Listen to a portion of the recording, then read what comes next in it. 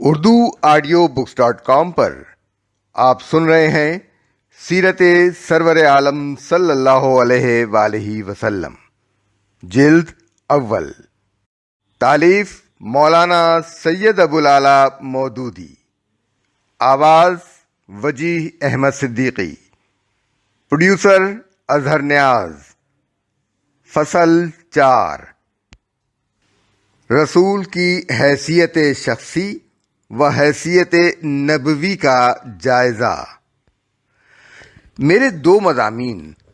آزادی کا اسلامی تصور اور اتباع و اطاعت رسول کا عربی ترجمہ، دمشق کے رسالہ المسلمون میں شائع ہوا تھا۔ اس پر شام کے اہل علم حضرات نے مجھ کو توجہ دلائی کہ ان دونوں مضامین میں کچھ تعارض محسوس ہوتا ہے جسے رفع کرنے کی ضرورت ہے۔ نیز دمشق کے ایک صاحب نے مقدم الذکر مضمون پر حسب ذیل اعتراض بھی کیا۔ کیا محمد علیہ السلام باعتبار انسان ہمارے اندر ایک عام فرد کی حیثیت رکھتے ہیں، اور باعتبار انسان ان کے اندر بھی ایسی ذاتی خواہشات پائی جاتی ہیں جن کی بنا پر وہ لوگوں پر اپنی ذاتی عظمت کا سکہ جمائیں اور اپنے شخصی اقتدار کے پنجے میں جکڑیں؟ اگر یہ صورت ہے تو آپ کا بحیثیت نبی معصوم ہونا اور بحیثیت انسان محفوظ ہونا چہ معنی دارد؟ آپ صلی اللہ علیہ وآلہ وسلم کی اس زندگی کی تفصیلات کیا فائدہ رکھتی ہیں کہ جب آپ انسان تھے اور اللہ تعالیٰ نے آپ کو منصب رسالت پر سرفراز نہیں فرمایا تھا؟ اور کیا رسول ہونے کے بعد آپ کی یہ حیثیتیں، حیثیت بشری اور حیثیت نبوی یکجا ہو گئی ہیں یا الگ الگ ہیں؟ اور کیا ان دونوں حیثیتوں کو ایک دوسرے سے جدا کیا جا سکتا ہے تاکہ محمد الرسول کی اطاعت کی جائے اور محمد الانسان کی مخالفت میں ہم آزاد ہوں؟ کیا اس تفریق کے لیے کوئی قاعدہ کلیہ موجود ہے جس کی روشنی میں ہم آپ کے انسانی کلام جس سے اختلاف کا ہمیں حق ہے اور نبوی کلام جو واجب الاطاعت ہے کے درمیان خط امتیاز کھینچ سکیں؟ کیا نبی کی ذاتی رائے سے اختلاف کرنے میں کوئی چیز مانع نہیں ہے؟ کیا محمد صلی اللہ علیہ وآلہ وسلم مسلمانوں کے اندر یہ روح پھونکتے تھے کہ بحیثیت انسان ان کی اطاعت واجب نہیں ہے، بلکہ اپنی ذاتی رائے سے اختلاف کرنے میں ان کی ہمت افزائی کرتے تھے؟ نیز کیا یہ درست ہے کہ حضرت عمر رضی اللہ عنہ نے اسی حجت اور دلیل کی بنا پر آپ سے بحیثیت انسان اختلاف کیا تھا؟ ذیل کا مضمون انہی اعتراضات کے جواب میں لکھا گیا تھا۔ المسلمون جلد ششم، شمارہ 6، 7 اور 8 میں میرے جو مضامین آزادی کا اسلامی تصور اور اتباع و اطاعت رسول کے عنوان سے شائع ہوئے ہیں، ان کے متعلق مجھے توجہ دلائی گئی ہے کہ ان میں تناقض محسوس ہوتا ہے جسے رفع کرنے کی ضرورت ہے۔ یعنی پہلے مضمون میں تو کہا گیا ہے کہ نبی کی حیثیت شخصی اور حیثیت نبوی الگ الگ ہیں، اور اسلام کی دعوت صرف حیثیت نبوی کی اطاعت کی طرف ہے، نہ کہ حیثیت شخصی کی اطاعت کی طرف۔ لیکن دوسرے مضمون میں اس بات سے انکار کیا گیا ہے کہ نبی کی دو حیثیتیں الگ الگ ہیں، اور پورے اصرار کے ساتھ کہا گیا ہے کہ نبی کی ایک ہی حیثیت تھی، اور وہ تھی صرف نبی ہونے کی حیثیت۔ ان دونوں باتوں میں توفیق و تطبیق کی کیا صورت ہے؟ علاوہ بنی میرے پہلے مضمون آزادی کا اسلامی تصور پر دمشق کے ایک صاحب نے کچھ سوالات کیے ہیں جو المسلمون کے شمارہ 7 میں درج ہوئے ہیں اور جنہیں اوپر نقل کیا گیا ہے۔ یہ دونوں اعتراضات چونکہ ایک دوسرے سے قریبی تعلق رکھتے ہیں، اس لیے ایک ہی مختصر مضمون میں ان کا جواب دے رہا ہوں۔ دراصل اس مسئلے کے دو پہلو ہیں، ایک نظری اس اعتبار سے کہ حقیقت نفس الامری کیا ہے، دوسرے عملی اس لحاظ سے کہ جہاں تک نبی کی ذات سے ہدایت اخذ کرنے کا تعلق ہے، آیا وہ ہمارے لیے پورے کا پورا نبی اور صرف نبی ہی ہے، یا ہم اس کی شخصیت کو دو حصوں میں تقسیم کر کے صرف اس کی حیثیت نبوی کا اتباع اور اس کی اطاعت کریں گے اور حیثیت شخصی کو چھوڑ دیں گے؟ بحث کا نظری پہلو۔ اب پہلے نظری پہلو کو لیجئے۔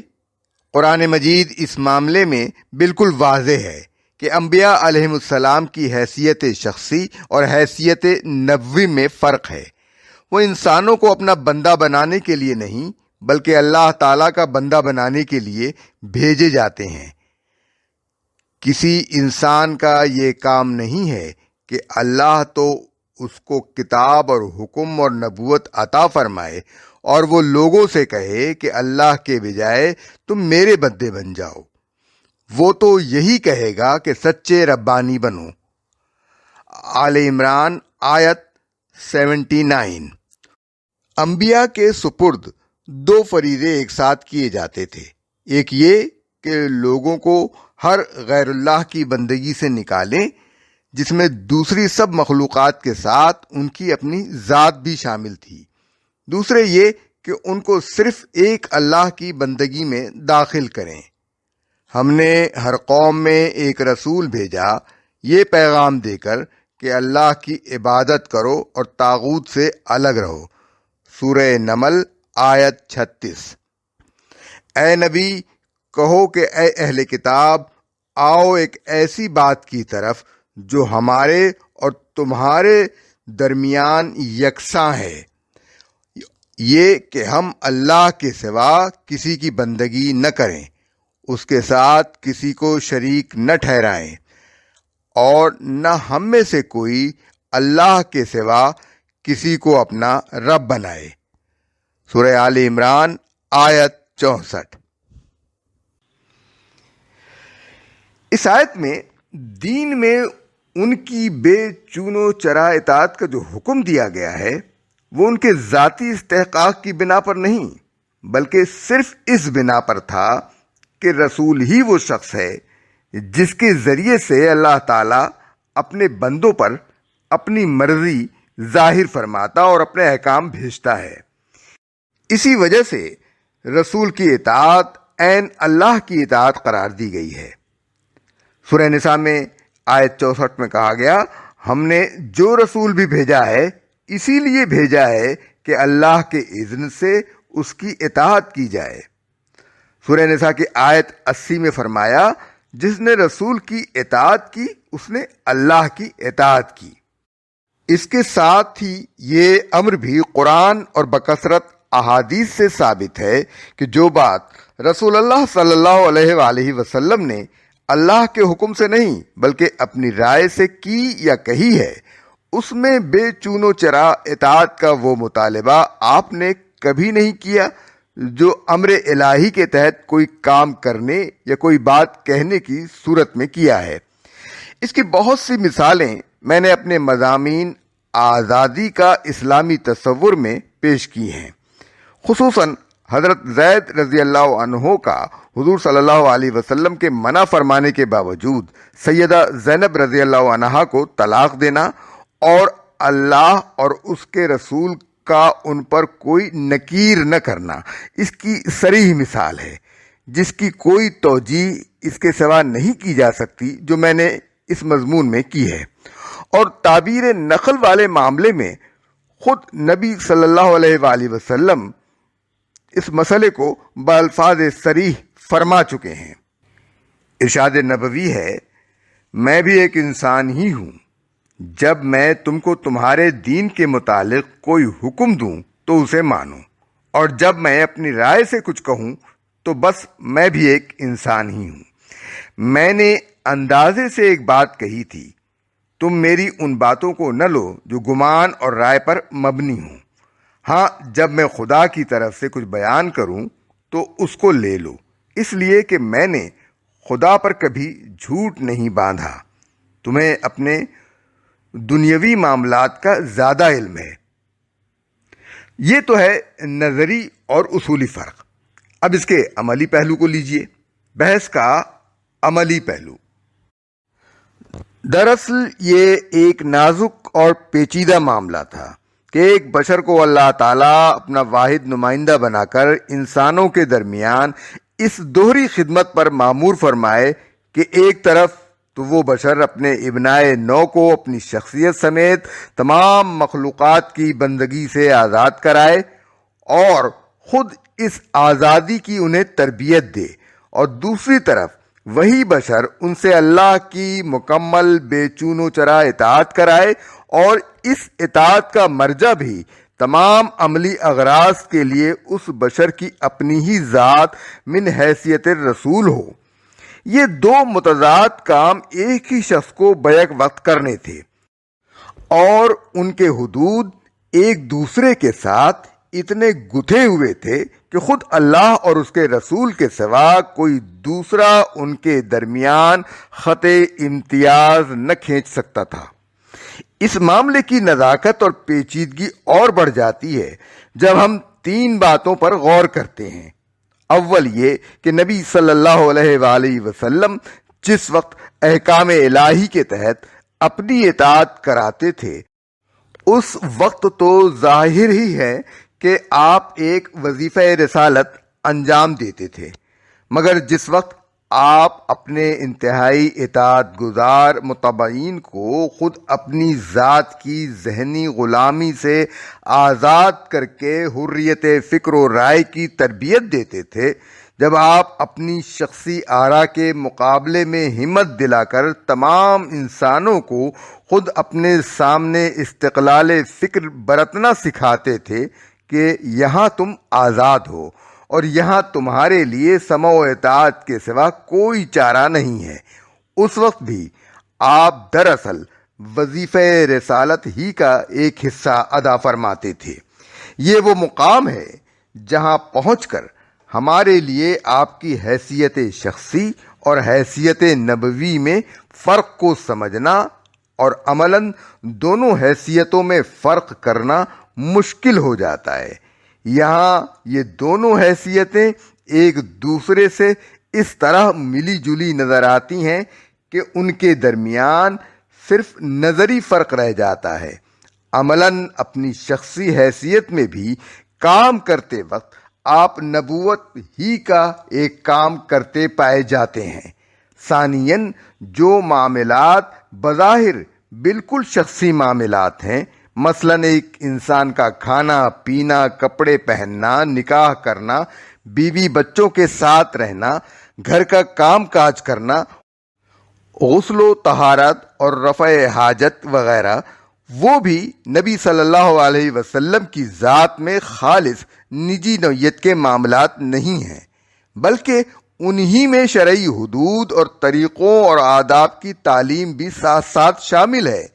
اور آدمی کے لیے خود یہ فیصلہ کرنا مشکل ہوتا ہے کہ ان میں کہاں حیثیت رسالت ختم ہوتی ہے اور کہاں حیثیت شخصی شروع ہو جاتی ہے۔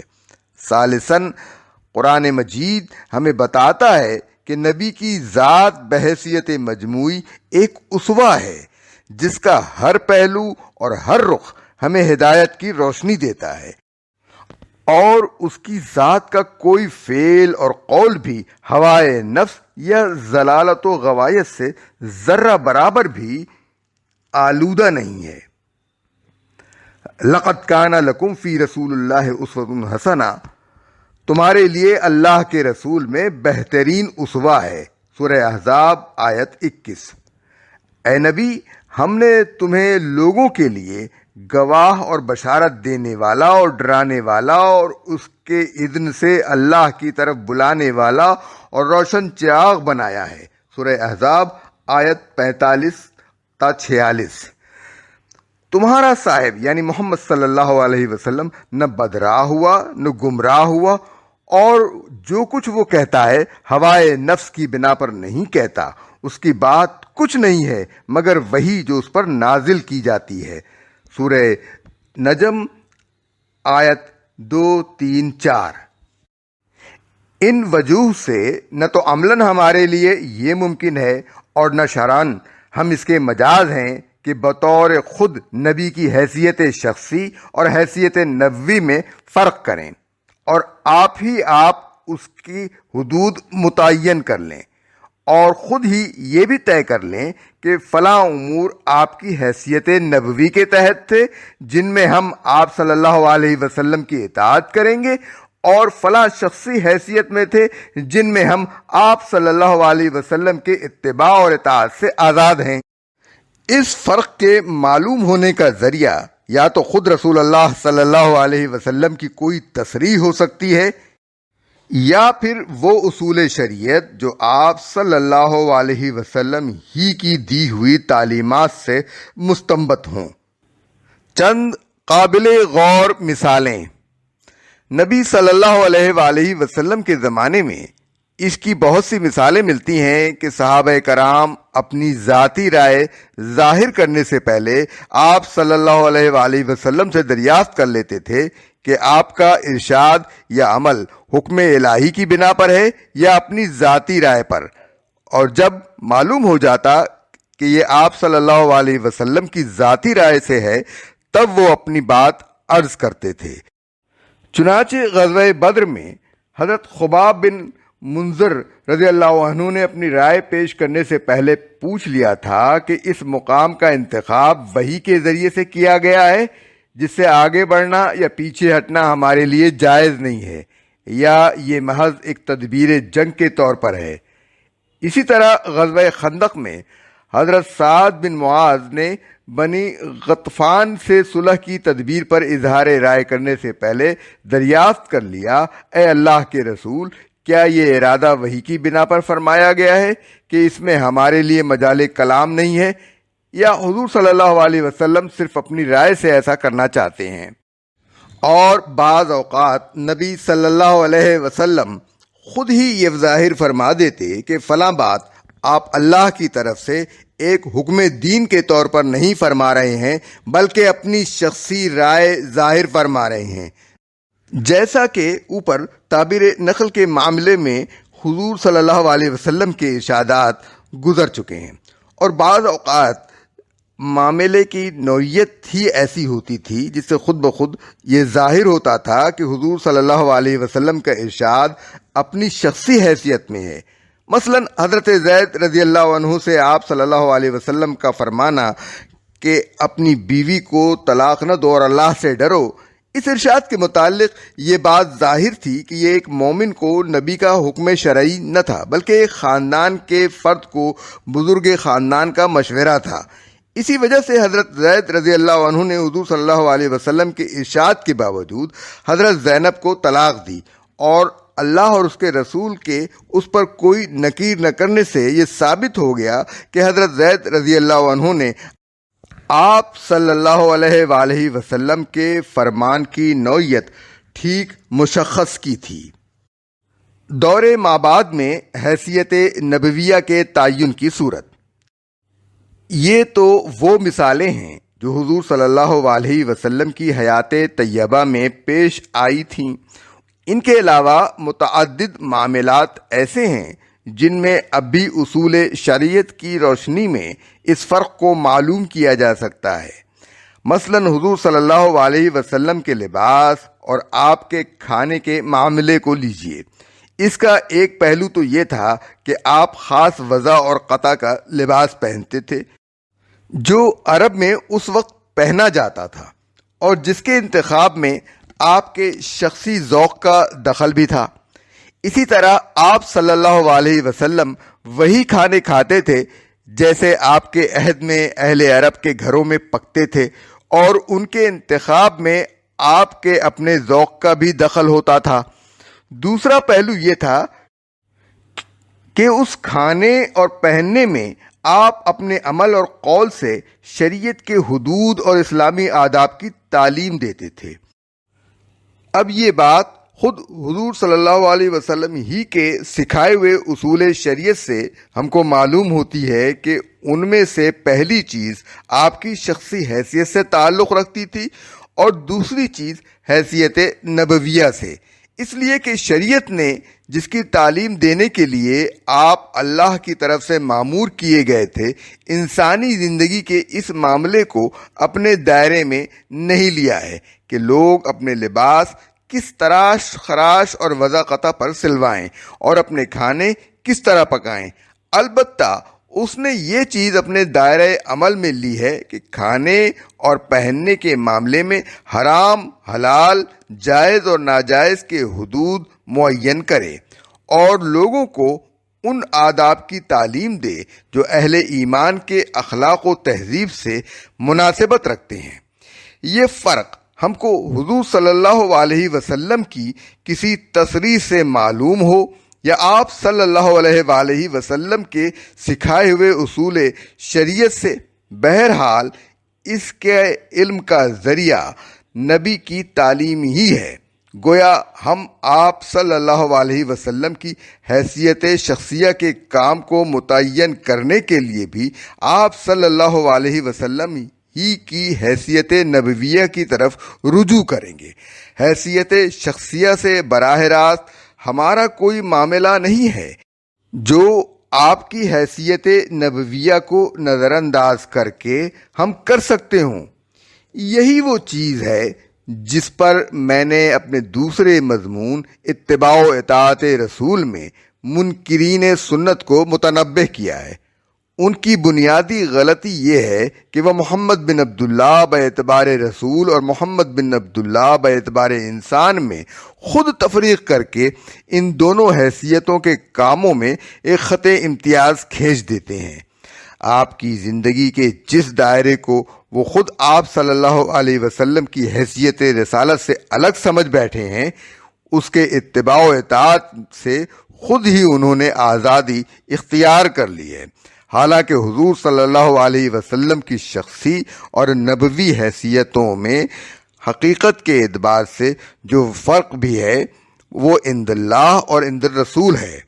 اور ہمیں اس سے صرف اس لیے آگاہ کیا گیا ہے کہ کہیں